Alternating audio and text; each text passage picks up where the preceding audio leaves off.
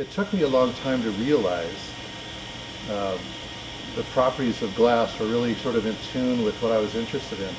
I was painting on plastic. Some of the dichroic work, it almost looks like what I was trying to do in plastic.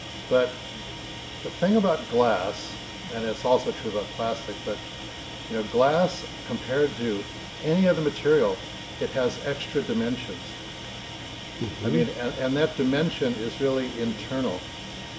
So what I'm saying is that the most profound properties of glass occur when glass is thick. You can transform light, or light can transform the piece.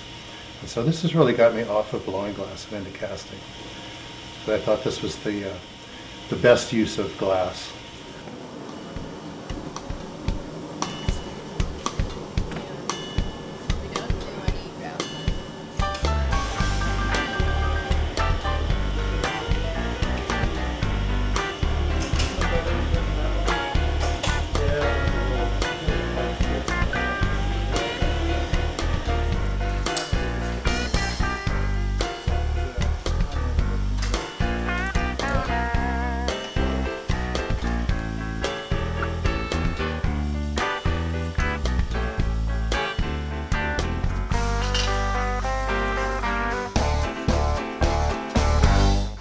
Pick this whole thing up, the top part, and move it back. The mold is inside. Okay. Now we're going to remove first one crucible, and we're going to pour part of the piece, and then quickly return that crucible to the furnace, get the other crucible, and pour the rest of the piece. The red thing over there is the model of this piece. Julia cuts the glass after it's poured. So this will all take about 5 minutes. The last part of it is that there's repairs to do on the casting. And so we will be torching and repairing the casting a little bit. Then we get the forklift, put the top back on, and then put it up in its little treehouse.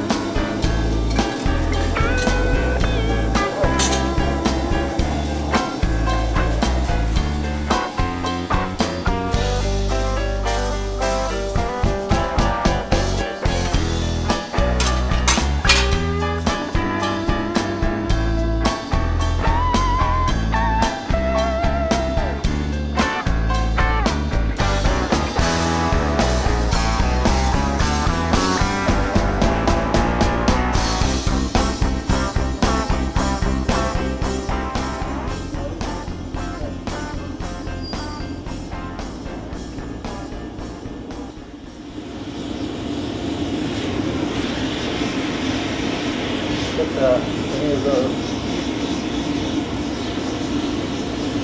water.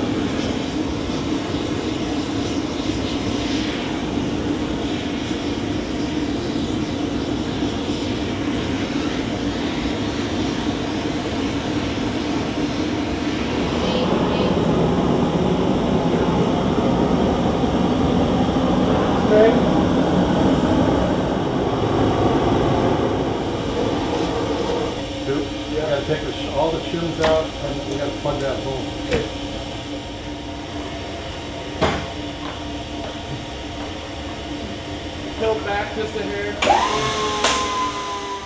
I really sort of got away from the thinness and fragility of glass. I got much more interested in what thick glass can do to light. Mm-hmm. And so I built a casting studio about 15 years ago. But I wanted to cast glass what I thought was the kind of the best way or most efficient way in terms of working with color, working with complex forms.